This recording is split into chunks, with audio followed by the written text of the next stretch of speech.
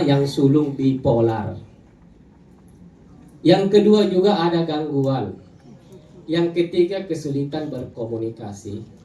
Dan yang keempat karena suaminya adalah developer, 1 tahun 1 rumah pun itu tak kunjung yang laku. Dia pun semakin menderita karena baginya dia dianggap sebagai pelarian, dimanfaatkan karena SK-nya sudah digadaikan. Yang seharusnya dia bisa beli rumah dan seterusnya itu dipakai setiap bulannya hanya untuk membayar cicilan. Dan itu kemudian semakin terdesak, semakin menderita lah sang dokter. Kenapa? Suaminya pun menurutnya ogah-ogahan. Bahkan tetangganya sempat bertanya, apa nak bikin itu suami tak? Semua orang sibuk pagi, pulang sore, dia di rumah saja. Mereka tidak tahu bahwa sang suami sedang bekerja di rumah melalui internet. Tapi kan orang tidak lihat itu. Yang orang lihat adalah kesehariannya. Penderitaannya semakin menguat karena sama sekali berbeda ketika dia ditumbuh kembangkan oleh keluarganya dengan kondisi yang saat ini sedang dijalaninya. Dia dikembangkan dengan kehidupan yang wah. Apa yang mau dibeli bisa, apa yang mau diadakan sangat bisa. Tapi apa yang terjadi sekarang? Pikirannya hanya membayar utang setiap bulannya. Dan di saat yang sama, lagi-lagi yang menguat pada dirinya adalah dia seperti dimanfaatkan. Karena apa? Suaminya menjadi bangga punya istri seorang dokter. Setelah itu saya dipanggil. Ini terjadinya sekitar 6-7 bulan yang lalu. Saya dipanggil, tolong Pak, terapi anak saya yang bipolar, capek bolak-balik dan minum obat seumur hidup. Dan juga suami saya cuek, abai, tidak bertanggung jawab, SK-ku yang digadaikan. Dan saya kira ini bukan hanya terjadi pada sang dokter, dan itu juga mungkin terjadi di luar sana. Lalu apa yang saya lakukan sebagai seorang terapis? Saya tidak langsung mengiyakan untuk menterapi sang anak, begitupun sang suami. Saya hanya memaksimalkan ke yang bersangkutan, ayo ibu, kalau ibu mau berubah di keluarganya, mulailah dari ibu sendiri. Itulah yang dimaksud salah satunya transformasi diri. Dan singkat cerita, seiring dengan berjalannya waktu, setelah sang ibu tidak lagi mempersoalkan apa yang dialami dan betul-betul berubahlah semuanya. Anaknya menjadi semakin sehat. Yang bipolar ini dulu kalau mau dipeluk, disenggol, ditolak gitu kan. Karena setiap hari yang didengar adalah perceraian. Dan sejak saat itu hidup di keluarga tersebut semakin berkualitas. Dan saya persingkat lagi ceritanya, alhamdulillah 1 persatu rumahnya terjual. Setelah apa? Setelah sang istri, sang dokter tadi sudah berubah. Oke. Karena itu terkadang yang khas, banyak orang yang kemudian hati-hati melaporkan suaminya ke saya, melaporkan anaknya ke saya, karena yang dilaporkan itu menjadi tidak apa-apa dan yang terdakwa adalah sang pelapor. Jadi kalau mau memang kalau mau melapor sebentar, jadi kita terdakwa itu. Ya, karena seperti itu saya. Kenapa? Itu hanyalah akibat dari sebuah sebab. Sebab inilah yang akan kita ulik, yang kita cari akarnya sampai betul-betul ketemu di mana letak akar kondisinya. Bismillah, mulai malam ini kalau mau jiki, kata masalah menjadi masa lalu di. Oke? Sebentar kita buktikan. Kenapa mesti masalah itu tidak ada lagi? Oke?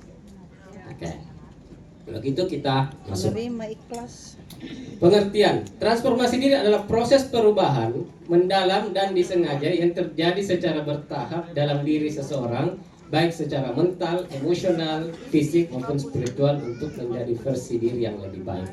Jadi ini saya sewaktu dikasih judul ini, saya bilang yes. Kenapa? Ini betul-betul seperti gayung bersambut atau mestakung. Semesta mendukung. Karena saya sebagai praktisi, betul-betul inilah yang dibutuhkan sekarang ini. Dari dalam, dari diri yang bersangkutan. Di saat banyak orang mau merubah di luar sana dan lupa akan dirinya. Oke? Saya ulang. Inilah sesungguhnya yang dibutuhkan, transformasi diri. Perubahan. Sayangnya saya banyak menemukan ketika dikasih tahu apa nak bilang, susah. Oke? Bismillah, kata susah juga boleh di-delete karena ada yang disebut dengan self-talk. Apa itu? Pernyataan yang keluar dari mulut kita ini tidak ada yang tidak berenergi atau tidak punya kekuatan. Ada yang keluar, ada yang kembali. Ketika kita diminta untuk berubah, kemudian kita bilang susah, maka itulah yang terjadi. Susah. Lalu apa gantinya? Bismillah, saya sedang berproses. Bismillah, saya sedang berproses. Tapi kalau kita bilang sulit, begitu memang Tommy saya dari dulu sampai sekarang, tanya minta tanggaku. Iya kan? Maka itulah yang terjadi. Jadi bismillah, pilihlah kata-kata yang bernuansa positif. Karena yang positif ini akan memberikan energi yang positif pula. Dan energi itu akan menular. Apa buktinya? Ada di sini yang suka dimarahi? Senang kalau dimarahi? Nah, berarti energi menular tadi. Biasanya kan kalau kita dimarahi, maraki juga toh? Nah, berarti itu pertanda bahwa energinya menular. Kalau kita digolai, enak toh? Betul Ki? Dari tadi saya digolai sama moderator. Tapi saya tidak akan pernah lagi khawatir diabetes. Jadi bukan karena gula sehingga orang menjadi diabetes, tapi karena apa? Tidak terjadi transformasi diri pada yang bersangkutan. Ya, nanti kita pelan-pelan ulik. Kemudian kendali emosi adalah kemampuan untuk mengenali, mengelola, dan menyikapi emosi secara efektif untuk mencapai tujuan. Nah sayangnya sekarang ini saya banyak menemukan untuk mengidentifikasi saja dirinya saya seperti apa juga malas untuk dilakukan. Apakah saya termasuk suka gemusuh, suka cemas, suka sedih dan seterusnya. Bahkan saya ada pasien jelas-jelas mi di depanku itu penuh dengan kesedihan. Apa nak bilang? Tidak Pak. Padahal ini sudah tumpah ruah ini kayak di emoji WA itu. Yang tumpah ruah itu, tapi dia masih ngeles, masih meleceng.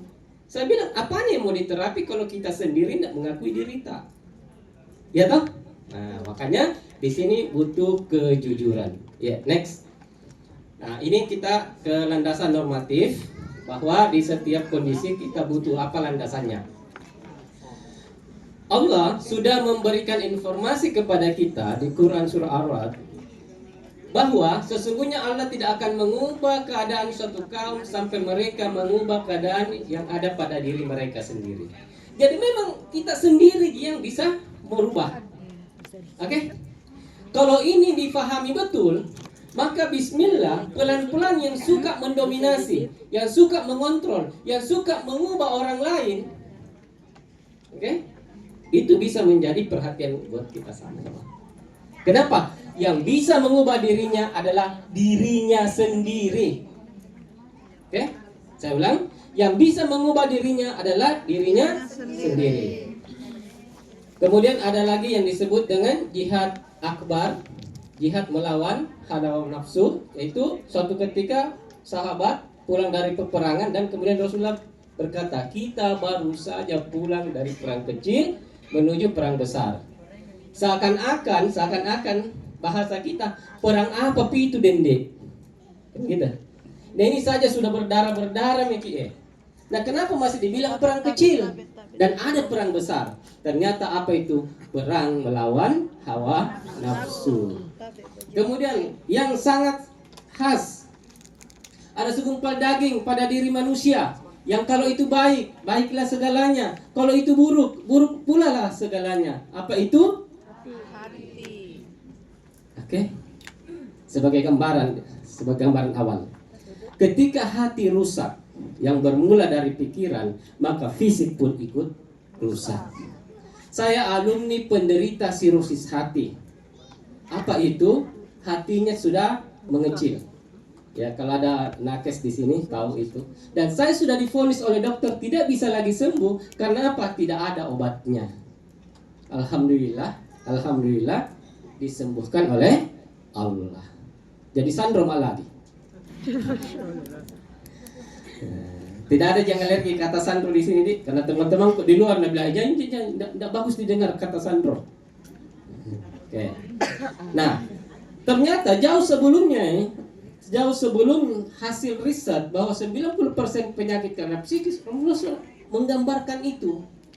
Baik hati rohani maupun jasmani. Jasmani itu apa? Liver. Saya pun baru tahu setelah saya sakit, ya, bahwa hati itu di sini, liver. Tetapi kenapa kalau kita Pak Resi hati yang luka, loko atinta di sini dipegang?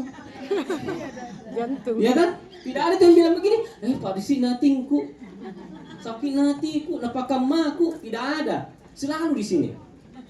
Kenapa? Setelah saya telusuri argumentasinya, di sini sudah terlalu besar tekanannya sehingga dia menekan ke atas, dan di sini bertetangga dengan paru-paru, simbol kesedihan, dan jantung itu simbol sebagai cinta, gitu. Oke. Nah, berdasarkan riset pula bahwa hati atau liver 500 lebih fungsinya. Jadi memang kalau hati rusak, baik hati rohani maupun jasmani, itu hati-hati. Kau kasih tahu Ki, 1 kali marah 15.000 sel mati. Oke. 1 kali marah ini.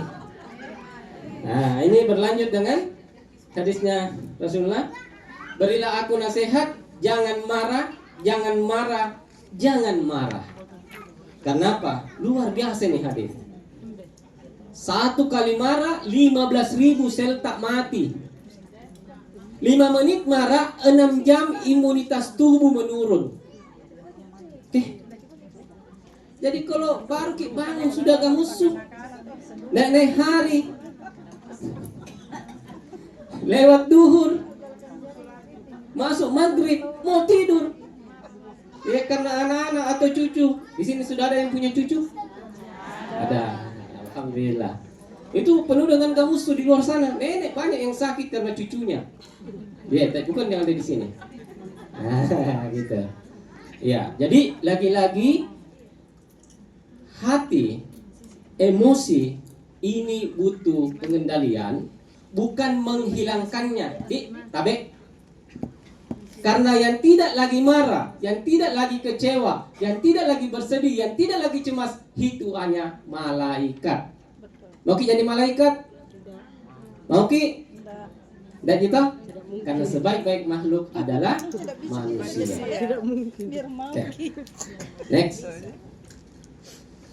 Nah, tujuannya adalah mewujudkan pribadi dengan versi terbaik untuk hidup yang berkualitas, mewujudkan pribadi-pribadi yang sehat holistik. Jadi, sehat holistik itu yang menjadi konsenku spiritual, pikiran, emosi, fisik, dan non-medis. Inilah yang menjadi konsenku, keseharianku mendampingi orang-orang di luar sana. Sama seperti tadi, baik saya mendatangi maupun saya dikunjungi. Gitu. Kenapa? Dalam konsep holistik, dan itu terkait dengan transformasi diri. Selama ini penanganan kita selalu berujung dan sangat fokus kepada fisik. Apa buktinya? Kalau sakit kepala kepala yang diobati. Lutut yang sakit, lutut yang pinggang yang sakit, pinggang yang Nah, kalau kami di holistik sakit boleh sama, misalnya sakit kepala, tapi kita lihat apa sebabnya.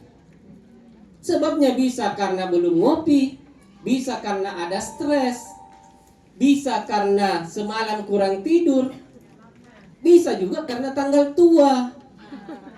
Ada yang biasa pusing di sini tanggal tua? Semua? Ada bilang kita semua. Di sini dibilang tidak. Berarti Oh, di situ. Berarti baku tahu Ki. Oke, nanti kita buat kalender khusus tanggal muda semua. Dan itu sebagai terapi. Iya. Jadi saya pernah ada pasien dipanggil. Dibilang nih Pepa nih. Pepa itu maksudnya apa, Dik? Anu nih, pokoknya dalam perjalanan nih. Ya, begitu. Pas saya muncul, langsung bilang, mau mati Pak. Oh iya memang, mau mati. Ya, langsung dikasih naik dulu. Kenapa? Semua yang hidup pasti akan. Setelah saya telusuri, ternyata gangguannya itu betul-betul terpuruk. Karena apa? Anaknya 3, ada yang mau masuk kuliah, ada yang mau masuk SMA, ada yang mau masuk SMP, dan hampir semuanya bersamaan dia punya pendanaan. Dan cair dananya itu sekitar tanggal 2 atau tanggal 3. Saya dipanggil tanggal 29 dan bulan itu tanggal 30. Jadi saya bilang begini, jangan ikut terapi kalau begitu. Tunggu di tanggal muda. Jadi kami di holistik tidak fokus pada akibatnya, melainkan sebabnya. Kalau yang lazim, kalau sakit kepala ya rata-rata kan Bodrex, Poldan, paracetamol kan. Nah, kalau kami tidak, kita lihat dulu apa sesungguhnya yang menjadi sebab sakit kepalanya. Nah, jadi transformasi diri ini tidak akan berakhir sampai di kita sendiri. Insya Allah, ibu-ibu, saya panggil ke sahabat holistik saja, Dik. Boleh? Boleh. Sahabat holistik yang ada di sini ini akan menjadi awal kebangkitan negara masa depan. Bagaimana caranya? Insya Allah sahabat holistik yang hadir di sini akan bertransformasi diri. Setelah itu kualitas hidup meningkat. Nanti akan memengaruhi keluarga, gitu kan? Masing-masing di keluarga akan tercipta masyarakat yang berkualitas, yang sudah sama-sama semangat dulu bertransformasi diri, dan pada akhirnya negara kita akan terbentuk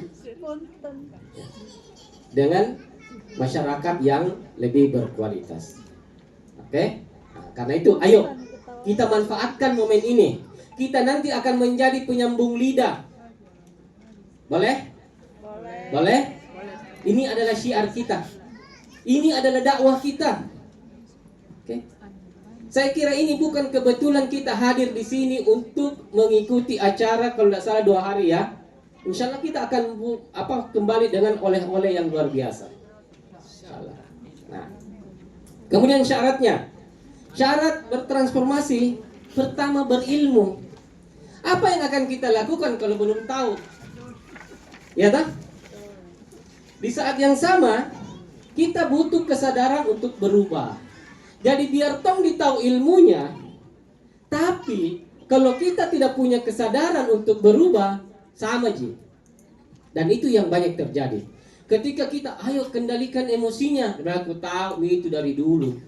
Tapi masih pak emosian. Ya kan? Karena dia tahu ilmunya, tapi kesadaran untuk berubah belum terwujud. Memiliki konsep diri yang positif. Apa itu? Konsep diri positif adalah, atau sebelum masuk ke positif, konsep diri adalah cara pandang kita terhadap diri kita sendiri. Saya ulang. Konsep diri adalah cara pandang kita terhadap diri kita sendiri. Ada yang negatif, ada yang positif. Yang negatif apa? Hai, pacet Allah saka. Kamu memang mengkapangan nih takdirku. Begini memang makapang ini sampai hari tuaku. Oke, hai saya pemalas, saya pemarah, dan seterusnya. Nah, apa konsep diri yang positif? Bismillah, saya semangat. Bismillah, saya berproses. Bismillah, saya akan menjadi pribadi-pribadi yang akan selalu berada pada wilayah yang bertransformasi diri. Kemudian ada evaluasi diri. Nah, disinilah di evaluasi diri ini betul-betul memegang peranan penting. Makanya di akhir lembaran itu ada tabel evaluasi diri. Kenapa? Dari situlah kita akan berkaca bahwa hari ini berapa kali Kak cemas, hari ini berapa kali Kak marah, hari ini berapa kali Kak merasa bersalah dan seterusnya dan seterusnya. Karena banyak orang mau berubah, tapi startnya tidak tahu dari mana. Dia hanya berkata, enaknya kalau begini, saya mau berubah, tapi indikatornya tidak ada. Oke? Tabel itu menjadi indikator perubahan kita. Kemarin 2 ikat di marah-marahku. Jadi caranya mengisi itu sama seperti penghitungan suara. 5 kali ki marah, 1 ikat. Ya toh? Nah, jadi misalnya hari pertama 10 ikat, kan dilihat nih, oh 10 ikat kan kemarin. 10 ikat kali 15.000 sel, berapa nih? Kali banyak kan? Itulah yang disebut dengan penyakit-penyakit degeneratif. Hipertensi termasuk. Jadi tak balik ki. Yang selama ini kan seakan berkata begini, maklumi mami kok dong. Kalau dia marah-marah ke hipertensi ki. Oke? Versi holistik, marah-marah lah yang membuat tekanan darah naik. Nah, gitu. Nah, kalau diabetes lain lagi. Diabetes adalah selain marah-marah, dia juga suka mengontrol, suka mendominasi, tidak mau mendengar, dan eroknya pinjari. Betul. Iya. Nah, jadi kalau mau sembuh dari diabetes, bukan insulin seumur hidup, bukan metformin seumur hidup, bukan glimepiride seumur hidup, tapi kendalikan emosi kita, belajar bekerja sama, mendengar kata orang, dan seterusnya. Mulai ada yang saya dengar, susah itu. Kepantasan. Oke, next.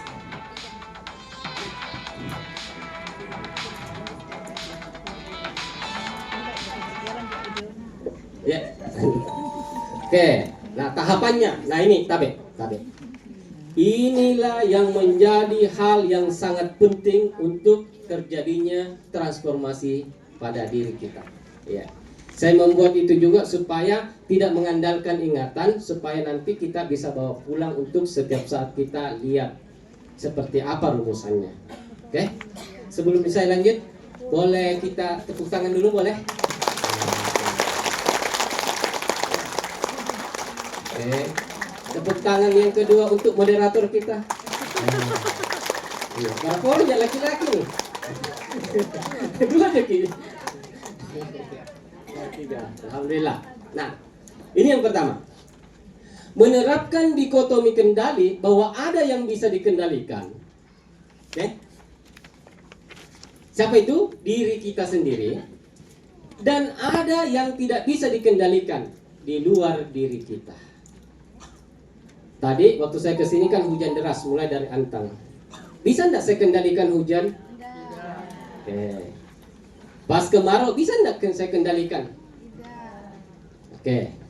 Bisa enggak kita kendalikan Tuhan? Bisa enggak kendalikan kita pasangan? Bisa. Bisa dikendalikan pasangan?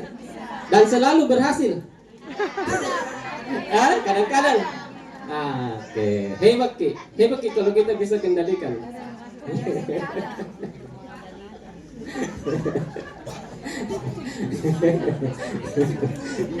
Luar biasa. Dari sekian banyak ya yang saya hadiri, baru ada yang berkata bisa mengendalikan pasangan. Kita dengan lemah lembut atau ancaman? Tergantung.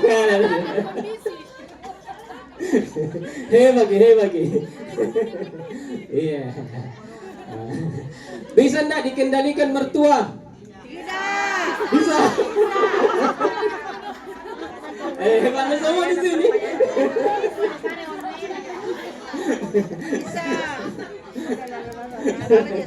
Luar biasa. Kalau begitu kita tepuk tangan lagi atas keluar biasaan kita.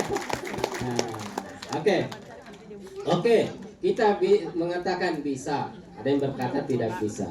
Tapi ingatlah, wahai sahabat holistik, jikalau kita memaksakan kehendak kita kepada di luar diri kita, dan ternyata tidak sesuai dengan harapan kita, itulah yang melahirkan istilah kecewa.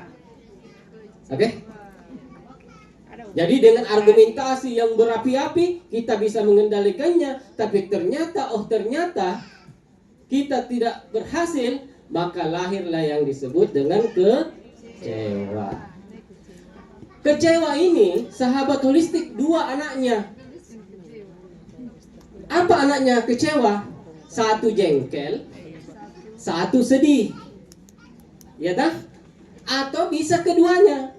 Bisa kecewa oke, jengkel oke, sedih pun oke. Nah, aku kasih statement nanti. Jengkel top itu mensupport tekanan darah naik. Kalau kita jengkel.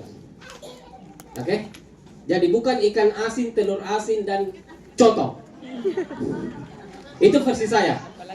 Kalau ada yang kurang yakin dengan itu, ya, marah-marah maki, jengkel maki, pergi ke tensi. Oke. Kemudian kita nanti uji coba, adakah karena pengaruh coto dan setelah berubah main? Ayo kita makan sama-sama.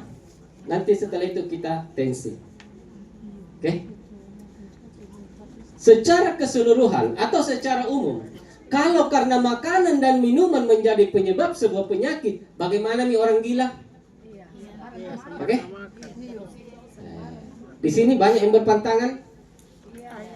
Banyak yang berpantangan makanan dan minuman. Dikambing hitamkan sebagai menjadi penyebab penyakit. Tidak Ji? Sebagai obat. Lalu kenapa berpantang? Takut. Kalau tidak dianggap berbahaya. Oke? Nah, kembali ke tadi. Kalau orang kecewa itu akan melahirkan jengkel plus sedih. Jengkel top itu akan menaikkan tekanan darah kita, dan jengkel seperti yang saya katakan tadi ditambah dengan suka mendominasi. Oke? Iya. Jadi makanya itu jarang orang yang diabetes tidak hipertensi. Karena pendahuluannya ada. Tapi tidak semua yang hipertensi diabetes. Kalau jengkel top saja, ya hampir dipastikan hipertensi saja. Tapi kalau mulai mengontrol, mulai mendominasi, mulai mengatur, eroknya pinjari, diabetes. Oke? Lalu sedih kemana?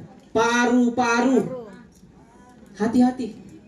Yang asma hampir dipastikan itu hidup dengan kesedihan.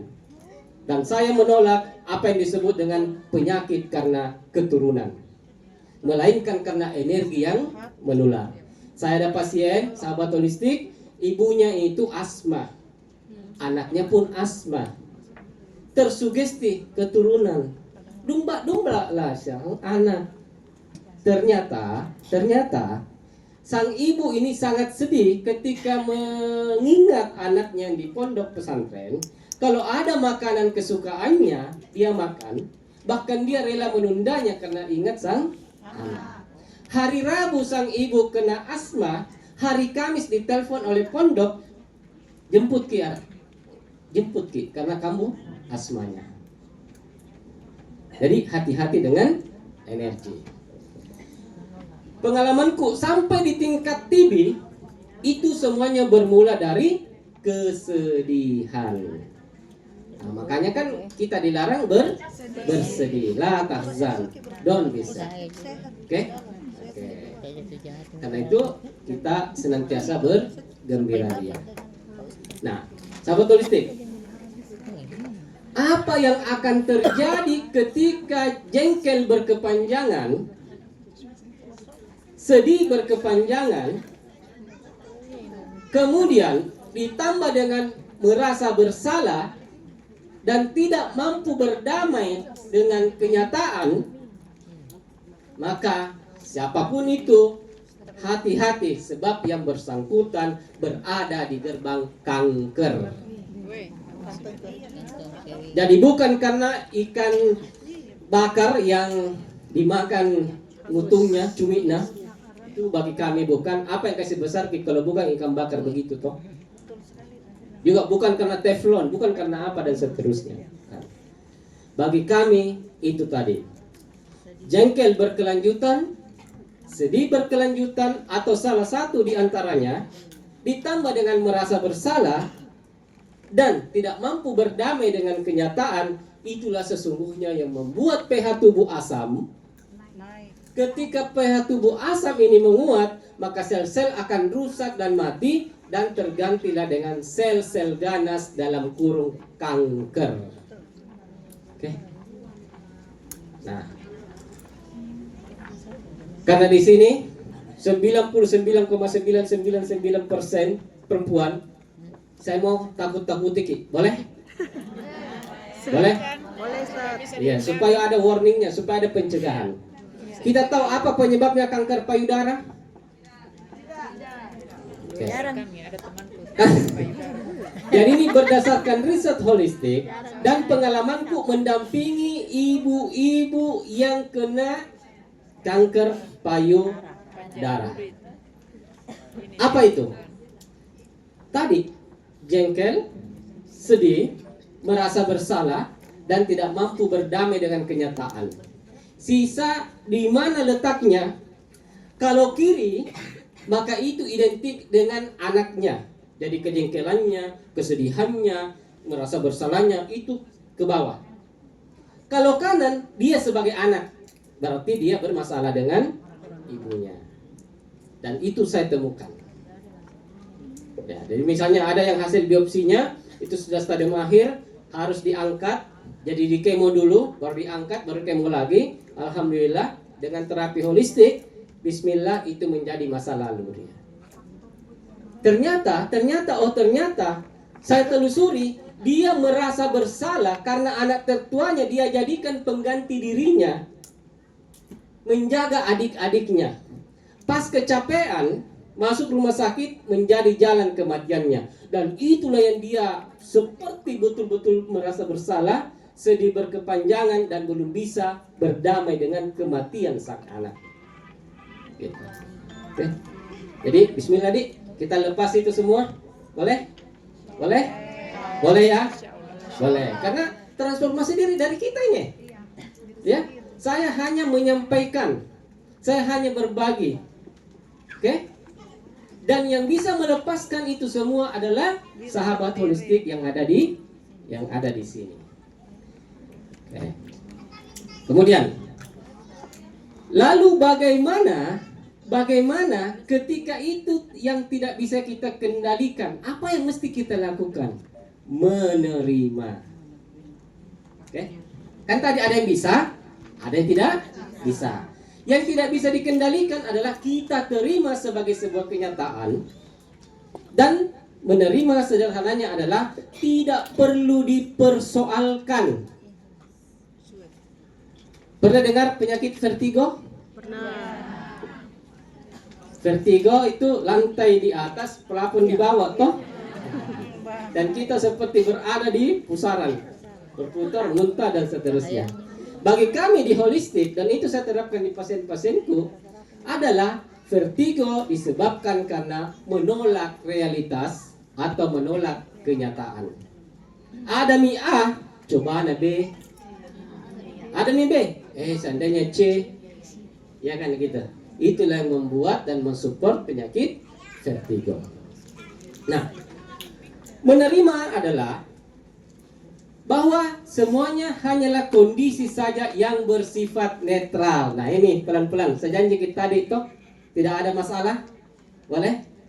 Jadi semuanya hanyalah kondisi yang bersifat netral. Cara pandanglah yang mengubahnya dari yang netral ini. Kalau sudut pandang tak positif, maka dia menjadi anugerah. Dan ketika sudut pandang tak negatif, justru itu menjadi masalah. Contoh, hujan. Hujan sangat sering dijadikan masalah toh. Karena apa? Pikiran kita negatif atas hujan. Tapi bagaimana dengan penjual mantel? Oke? Bagaimana dengan penjual mantel? Bagaimana dengan ibu-ibu yang baru saja menanam bunga-bunganya dan tidak sempat menyiramnya dan hujan turun di saat tidak ada di rumah? Bukankah itu anugerah? Yang kemudian pengerasan di depan rumahnya, hujan turun, debu tidak ada, bukankah itu anugerah? Sama-sama hujan toh. Pengusaha laundry, anugerah toh? Oke. Sama-sama hujan kan? Nah, kita coba lihat orang yang betul-betul di pikirannya sangat masalah. Tadi hujan dipersoalkan. Pasti bang musim kemarau. Makapi. Saya tidak tahu apakah di luar sana Ji. Saya lihat itu ada kipas itu yang dicas. Ya kan? Sampai ada saya pernah, apa itu di balik jilbabnya goyang-goyang. ternyata kipas pale. Nanti lobet baru, oh ternyata kipas. Dan sangat menderita. Oke? Nah, tapi bagi saudara-saudara tadi di Ponto, kemarau itu anugerah. Jadi garam. Jadi cek laya. Dan apa rasanya masakan kalau tanpa garam? Ya kan? Nah, pengusaha-pengusaha atau penjual es dawet, es cendol, es krim, itu kan anugerah toh? Oke?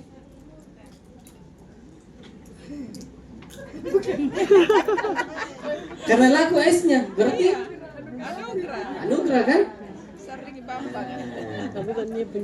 Berarti mau hujan, mau kemarau itu kondisinya saja yang netral, tapi cara pandanglah. Oke? Nah, kalau begitu kita bisa berkata sesungguhnya mulai malam ini saya tidak akan punya lagi masalah. Boleh? Boleh, insyaallah. Betul Ki? Insyaallah. Dengan catatan punya Ki selalu sudut pandang yang positif atas sebuah kondisi. Dan bismillah, mulai saat ini juga dihindari kata masalah. Masalah. Karena ini sangat sering, sangat lumrah, sangat mudah kita ucapkan. Apa itu? Nanti itu ada acaranya di PKK tanggal sekian. Datangnya Ki, itu juga kah masalahnya toh? Sani masalah. Datangnya Ki nanti nah. Dah tahu nih karena masalahnya toh. Sani masalah. Nah ini kalau menguat sahabat holistik diulang, maka betul-betul akan menjadi masalah.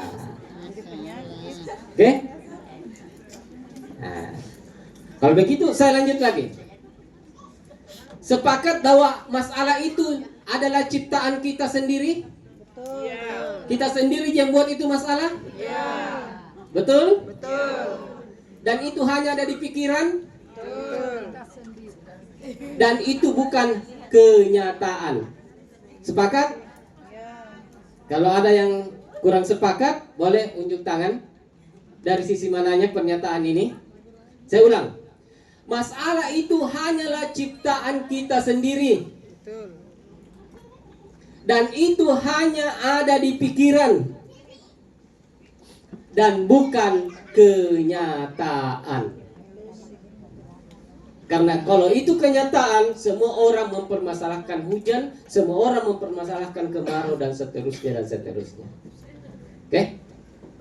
Siap hidup tanpa masalah?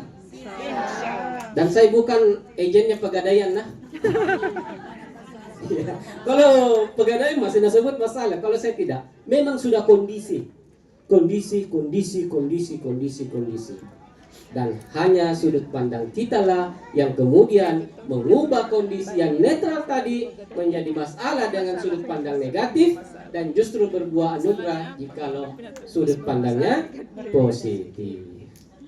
Oke? Oke. Jadi masalah, saya ulang supaya semakin menguat. Masalah adalah ciptaan tak sendiri. Oke? Bukan kenyataan. Oke?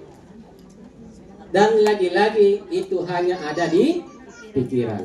Karena sekarang banyak sekali kambing hitam dalam kehidupan tak tanpa kita sadari. Terkadang kita kambing hitamkan Tuhan tanpa kita sadari. Beberapa hari yang lalu saya kedatangan pasien. Apa Nabi bilang? Tuhan yang kasih ke penyakit Pak, dan biarlah juga dia yang mengambilnya. Tapi dia mau diterapi. Saya bilang bagaimana caranya? Nah kita bilang Tuhan kasih ke penyakit, baru minta ke saya untuk diobati. Oke? Nah, saya diskusi dulu sampai dia betul-betul bisa membedakan mana izin dan kehendak. Sekarang kan banyak begitu, semua serba Tuhan. Oke? Terlambat ikuti pertemuan, nah bilang qadarullah. Padahal memang pertemuan jam 5, setengah 5, kurang sedikit, baru berangkat perjalanan 1 jam. Oke? Apakah itu qadarullah? Itu ciptaan Tuhan atau ciptaan tak? Kedua, apalagi yang kita kambing hitamkan, makanan. Sudah aku makan ini, sudah aku minum ini, kemudian tidak enak perutku. Ya kan begitu. Terus apa lagi? Cuaca ekstrim ini, banyak orang batuk. Apa salahnya cuaca? Oke. Saya tanya, adakah salahnya cuaca? Tidak. Tapi kenapa kita sangat sering menyalahkan cuaca? Tersinggung gitu cuaca ya. Makanya tambahi bambanna. Karena difitnah. Oke. Apalagi selain itu, orang lain yang sering kita jadikan kambing hitam. Apa buktinya? Pas tidak enak perasaan orang itu. Apa namanya? Sudah aku pi ketemu ya itu. Ya toh? Nah apa itu orang? Sudahnya piku baca statusnya. Ya. Sudah piku baca statusnya, sudah piku ini. Baru tidak enak perasaanku. Tadi baik-baik ji. Apa salahnya itu orang? Oke? Terakhir yang paling sering kita kambing hitamkan adalah iblis. Panggokannya maksiat, dia bilang gara-gara setan misengin. Yang biasa one day one juice, ini baru 1/4 halaman, berat matanya bilang setan misengin. Oke? Makanya saya biasa bercanda. Yang sering mengkambing hitamkan siapapun itu termasuk iblis, minta maaflah ke iblis. Ya karena difitnah itu. Ya, saya lanjutkan candaanku. Ada orang yang nanti di hari kemudian dengan sangat pede berjalan, malaikat Ridwan di situ. Pas mau melangkah lagi, ada yang tarik. Tunggu dulu malaikat Ridwan. Kenapa? Pernah kena fitnah di dunia. Anu tidak ku apa-apai, duduk diam ya lihati. Nah kenapa nak bilang gara-gara saya? Kenapa? Karena kita sebagian sangat gemar mengkambing hitamkan. Saya tanya Ki, ketika kita sangat gemar mengkambing hitamkan, menyalahkan di luar diri kita, bisakah bertransformasi diri? Tidak. Sebab apa yang mau diterapikan? Apa yang mau kita ubahkan? Apa yang kita mau inovasi kan? Kan begitu Ji. Karena itu, bismillah, mulai saat ini, malam ini, di sini tidak ada lagi kambing-kambing hitam dan semuanya menjadi putih. Boleh? Boleh? Kalau begitu tepuk tangan untuk kita semua. Nanti dicek apakah betul sudah tidak ada kambing hitam. Kambing putih. Besok sarapan dan tidak sesuai seleranya maksudnya cobanya. Mau hidup saya tuh, kenapa ada hotel begini? Oke, nah, jadi ini ilmu praktis nih, praktis sekali nih ilmu. Tidak butuh teori, yang butuh kejujuran dari diri kita untuk mampu berubah, yang bermula dari pengakuan bahwa saya memang masih sementara berproses dan kuakui diriku saya masih seperti itu saat ini. Jadi tidak ada ngeles-ngeles, tidak ada meleceh-leceh dan semacamnya. Nah, setelah kita menerima, maka kita masuk pada menjalani kondisi kehidupan. Itu apa? Pola hidup seperti berdoa, beribadah atau spiritual. Nah ini tabe sahabat holistik. Saya banyak menemukan orang-orang yang putus asa dalam kehidupannya. Suatu ketika saya ketemu dengan pasien dengan air mata yang betul-betul asli nami berlinang. Apa dia bilang sama saya? Bete kumamu bersabar Pak dan ikhlas. Nah kenapa semakin menderita Kak? Oke. Setelah saya telusuri, bukan bersabar yang dimaksud, tetapi hanya menahan. Oke. Apa biasa kata yang terlontar bahwa bukan bersabar tapi sesungguhnya menahan? Ada yang pakbal, tahu pakbal? Bali-bali sih. Pak Aceh tahu? Panai cerah. Apa nak bilang? Ku tahan-tahan na gini nah. Ku tahan-tahan na gini. Pas tidak bisa nak tahan, meledak. Lama memang miloso. Ku simpan-simpankan ku. Meledak. Makanya ada yang biasa berakhir dengan pecah pembuluh darah karena tidak bisa lagi nak kuasai dirinya. Oke. Kemudian berpikir positif dengan memperbanyak istighfar. Jadi tabe, ini tips yang sangat sederhana. Ketika kita berpikir negatif tentang sesuatu, WA tak sudah 2 hari belum dibalas-balas, oke? Kemudian bilang, ih sombong nami, kenapa itu na begini dan begitu? Langsung ki istighfar, astagfirullah, supaya tidak berlanjut pikiran-pikiran negatif kita. Lalu bagaimana misalnya yang non muslim? Karena saya dulu ada pasien yang non muslim, ya saya bilang astaga. Jadi kayak tong itu tak rem. Yang selama ini leluasa ini pikiran tak toh dari A, B beranak lagi, bercabang lagi, beranting lagi. Istighfar di sini itu berfungsi sebagai rem supaya pikiran-pikiran yang negatif tadi, pikiran-pikiran yang tidak produktif tadi itu tidak berlanjut. Setelah itu senyumi. Oke? Setelah itu kita senyumi. Supaya apa? Tidak membekas di sini. Nah, jadi misalnya tadi, lama minggu tunggu, kenapa yang datang ini? Jangan-jangan nak kerjai aja. Astagfirullah. Sudah itu, bayangkan orangnya senyum. Sebentar kita praktek. Nah, oke? Karena boleh lihat ini banyak ini yang tersangkut ji, mudah-mudahan salah tersangkut. Oke. Nah, kemudian pola makan di sini, ya, sekalipun saya itu tidak ada pantangan dan mengkampanyekan itu, tetap kita upayakan makan yang sesuai selera tubuh, bukan selera lidah. Kalau selera lidah asal sifatnya, tapi kebutuhan nutrisi belum tercukupi.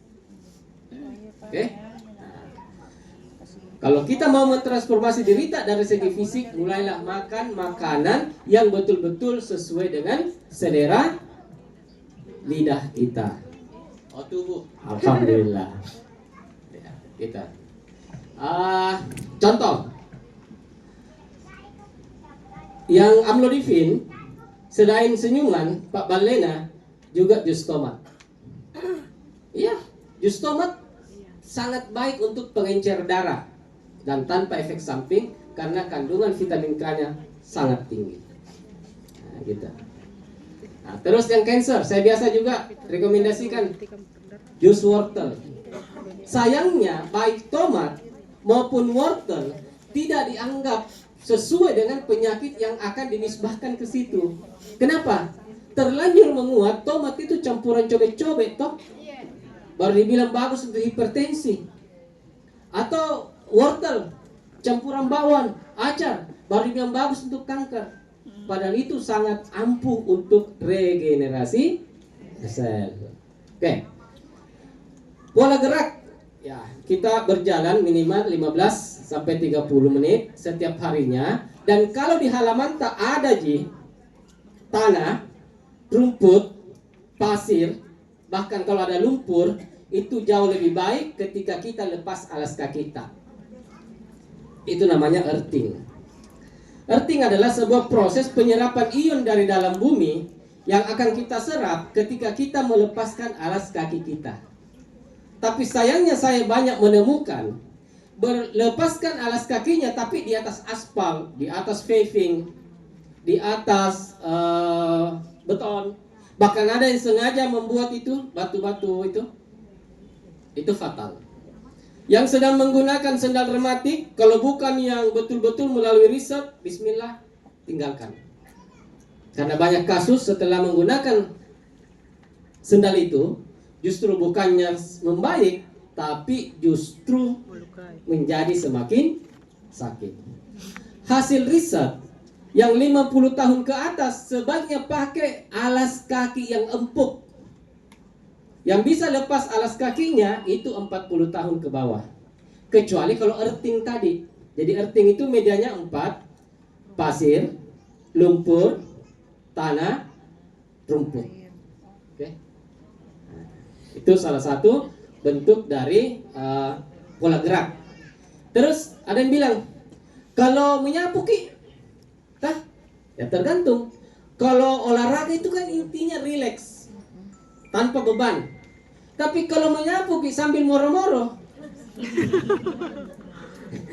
sambilnya, itu aku bilang kan tadi malam ini banyak no kotoran. Kan begitu. Nah, akhirnya apa? Bukannya selesai. Oke? Oke. Tapi sahabat holistik, boleh saya berbagi? Boleh, Ustaz.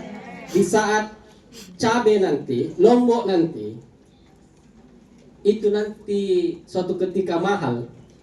Kan biasa dikeluhkan dari sedikitnya 5.000, dan cukup berapa? Mau Ki dengan tetap jumlah lombok yang kita coba sedikit, tapi pedesnya luar biasa? Mau? Ambil Ki cabenya, timbal dijobekan, bayangkan Ki orang yang pakbal tadi. Ambang itu pasti. Oke, karena emosi itu menaikkan. Iya, emosi bikin lagi. Padahal sudah ditinggalkan di. Astagfirullahaladzim. Oke, kalau begitu kita senyum-senyum dulu. Boleh senyumannya di sebelah sini boleh? Di sebelah sini boleh? Boleh, Ustaz. Di belakang sana. Oke. Sebelah sini mana senyumannya? Oke, alhamdulillah. Moderator boleh senyumannya untuk semua.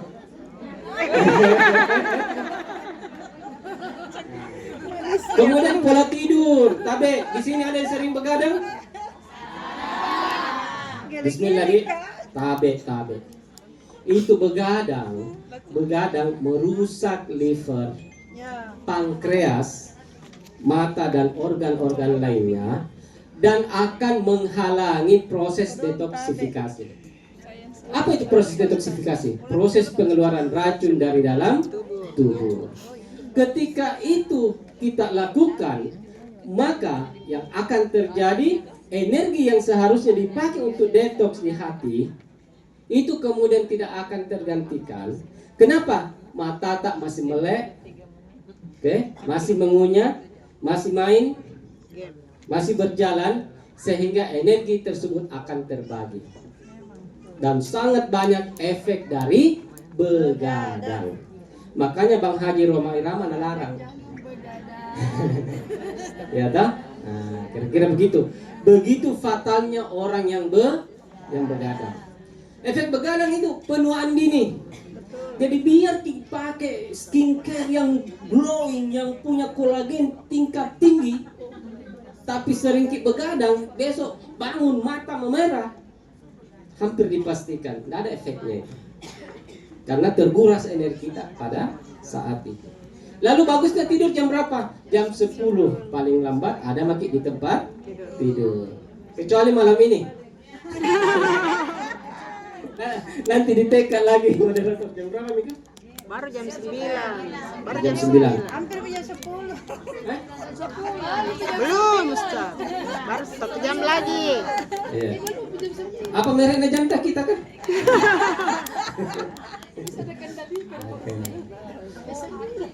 Nah, kemudian tahapan berikutnya evaluasi diri dengan sejujurnya bahwa untuk sementara masih memiliki emosi negatif. Nah, nanti dilihat tabelnya itu tadi. Jadi malam ini, bismillah, jujur sejujur-jujurnya bahwa saya masih ada benci, masih ada jengkel, masih ada cemas, masih ada sedih, masih ada perasaan bersalah, masih ada mudah tersinggung dan seterusnya dan seterusnya. Itu diakui. Karena apa? Karena ketika kita akui, maka di saat yang sama sebetulnya sedang membangun kesadaran untuk berubah. Karena apa yang kita mau rubah kalau kita belum menyadari seperti apa kondisi emosi kita. Kemudian mengetahui dan menerapkan bahasa kasih yang terdiri atas melayani, hadiah, waktu berkualitas, kata-kata support, dan sentuhan. Pernah mendengar bahasa kasih? Ya. Jadi di sebuah kelas remaja saya tanya, pernah mendengar bahasa kasih? Bilang tidak pernah. Pas saya ini pakai bahasa Inggris sedikit, oh love language. Saya hebat remaja ya sekarang. Dan tidak tahu kalau bahasa Indonesia, tapi kalau bahasa Inggris tidak tahu. Nah, ini menjadi sesuatu yang sangat penting. Kenapa? Mau difoto orang kah? Ya, kalau kita ambil gambar cincinku mau. Oke. Apa itu? Oke. Suatu ketika, ini kisah-kisah nyata di sahabat tulistik. Suatu ketika kembali saya kedatangan seorang pasien, seorang ibu punya anak 3 dan semuanya sudah besar-besar. Ada yang sudah kuliah, ada yang sudah kerja, dan yang bungsu sudah SMA. Dan kemudian duduk di depanku dan berkata kepadaku, Pak, suamiku tidak sayang lagi sama saya. Sambil menangis lagi. Jadi saya ini cobanya tidak bagus penampunganku, banjir di rumah. Napakah air mata. Kenapa memang ibu? Oh, tidak bisa jawab. Sesungguhkan. Setelah dia berusaha menguasai dirinya, kemudian dia berkata, iya Pak, saya betul-betul merasa tidak disayang lagi oleh suamiku. Kemudian saya bertanya, biasanya kan kalau soal kasih sayang soal uang belanja ya. Saya tanya, memang ibu uang belanja tak sudah tidak dikasih? Dia bilang, itu Pak, kalau uang belanja, jangankan uang belanja. Bulan kemarin maksudnya, saya ulang tahun dan apa hadiahku? Mobil. Tapi dia merasa tidak disayangi oleh suaminya. Kenapa? Yang dia butuhkan adalah ngobrol-ngobrol. Waktu berkualitas. Quality time. Dan pesanku lalu janji orang yang punya bahasa kasih waktu berkualitas, quality time, dengan berkata misalnya, nanti kalau ini kita jalan-jalan ya, itu kecewa berat kalau kita tidak tunaikan. Oke. Di beberapa waktu sebelumnya, saya pun kedatangan seorang pasien, seorang penderita penyakit jantung, pembengkakan, 15 tahun minum obat seumur hidup. Oke. Dan sama, menurutnya keluarganya di rumah sudah tidak mencintainya lagi. Saya bilang, memang di rumah Pak tidak ada orang. Dia bilang, rame, anakku masih ada, istriku masih ada, kemudian cucuku juga semakin ceria-cerianya. Terus tidak dipeduli Ki. Saya bilang, oh dipeduli, obatku disiapkan, sarapan oke, dan seterusnya. Terus apa yang dia butuhkan? Dia mau disupport, mau tongi ditanya-tanya. Jadi saya bisa bayangkan istri atau siapapun itu, Pak obat tak? Pelayan. Padahal dia mau, kenapa makin Pak? Gitu kan? Nah, ini salah satu pentingnya mengetahui bahasa kasih baik pasangan kita maupun anak-anak kita, mertua kita, tetangga kita, menantu kita, siapapun itu. Dan perlakukan orang itu sesuai dengan bahasa kasihnya.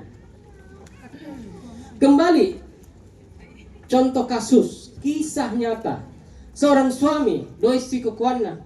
Kita tahu doi sikukuanna, uang pas-pasan, ya kan? Dia dari daerah, luar daerah kembali memberikan hadiah untuk sang istri tercinta. Sampai dia rela membatasi belanja hanya untuk memberikan hadiah oleh-oleh untuk sang istri.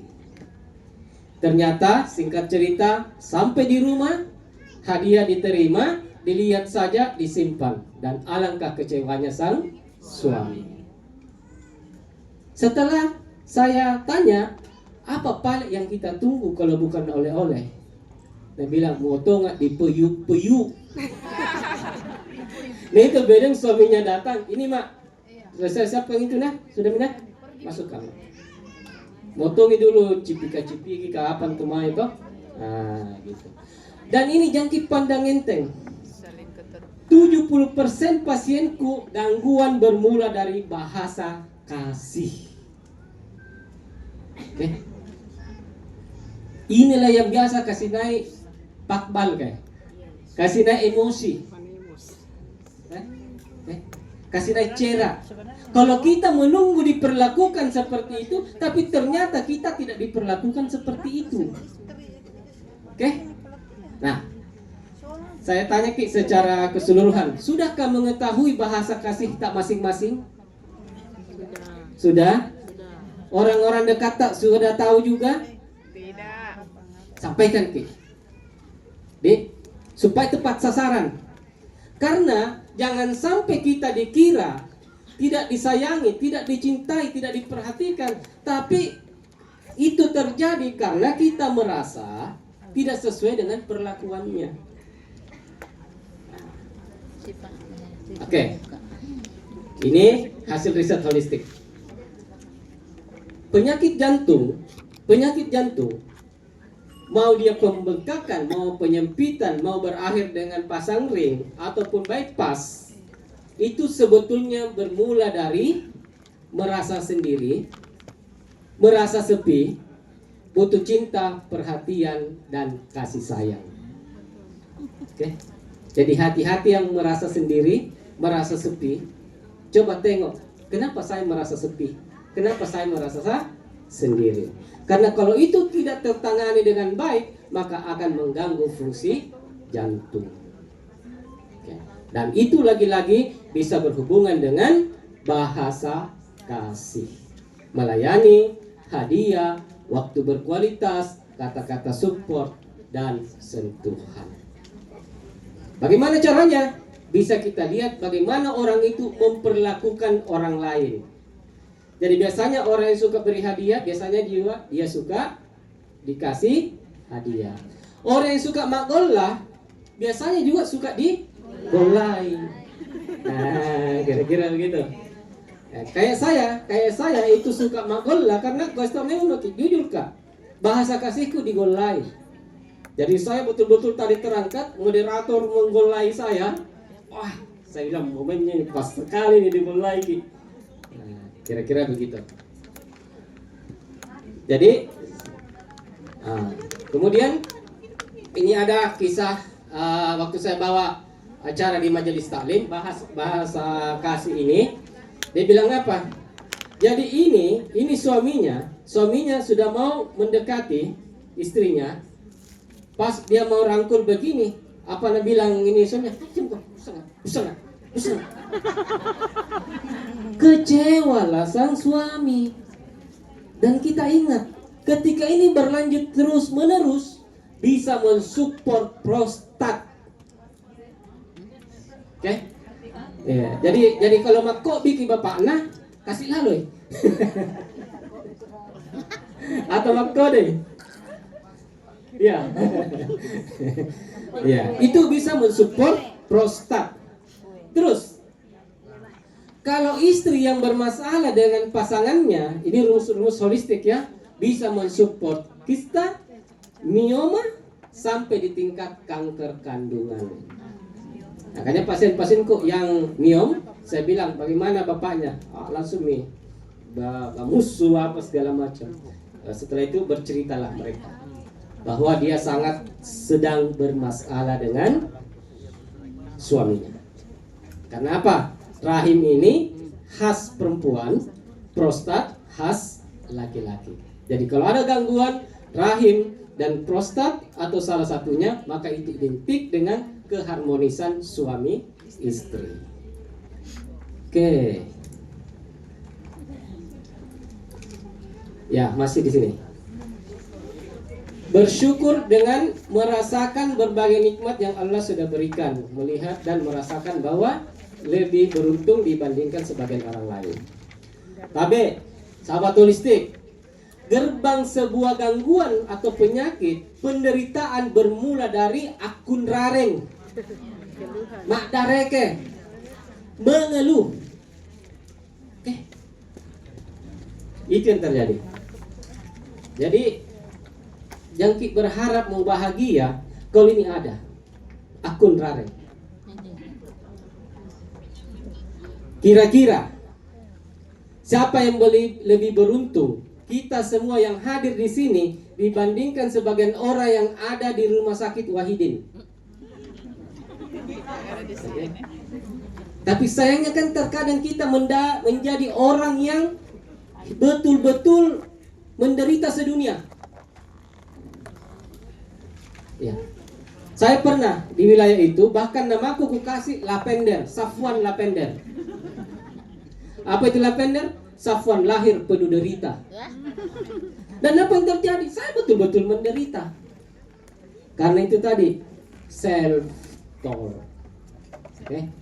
Nah, jadi bismillah, berbanyak bersyukur, dan caranya bisa direvolusi dengan kita merasa bahwa saya masih lebih beruntung dibandingkan orang lain.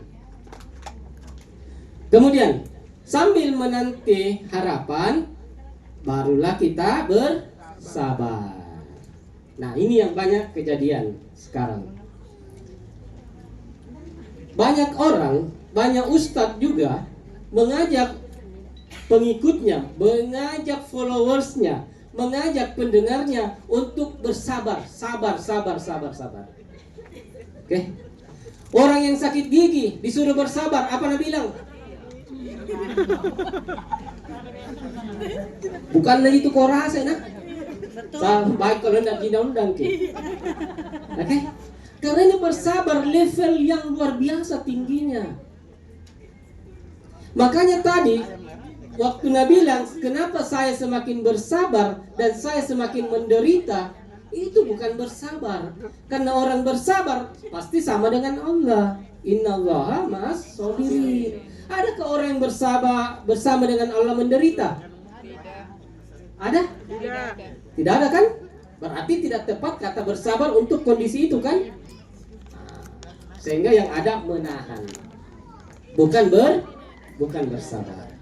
Karena itu, bismillah, kita fokuskan, ya, kita fokuskan di pertama tadi, dikotomi kendali, menerima, menjalani, kemudian bersyukur dan bersabar. Inilah tugas kita. Ada pasien kena bilang, beteku mau berdoa pak. Nah kenapa saya masih begini? Beteku mau berdoa, angkat gamusuku ya Allah. Itu kira-kira yang bisa melepas gamusu kita atau Allah? Kita sendiri tak? Kesedihan itu, kecemasan dan semacamnya, itu wilayah kita. Kenapa kembali ke tadi? Tidak akan berubah nasib satu kaum jikalau bukan dia sendiri yang merubahnya. Nah, setelah ini kita semua sudah wujudkan, mulai dari dikotomi kendali, menerima, menjalani dengan lebih baik, kemudian masuk kepada bersyukur dan bersabar, barulah la haula wala quwata illa billah. Nah, bagaimana sekarang? Banyak kejadian di luar sana, belum beres-beres di dirinya, langsung over ke Allah. Oke? Kan banyak begitu. Panggaukannya langsung over ke Allah. Dia yang berbuat setelah ada kejadian, setelah ada efek, langsung over ke Allah. Bukankah ada ayat yang artinya yang demikian itu karena ulahmu sendiri, perbuatanmu sendiri. Sungguh Allah tidak pernah bermaksud menzalimi. Nah, sayangnya lagi-lagi sahabat tulistik, kita terkadang sangat sering mendengar, ayo Allah, Allah, Allah tanpa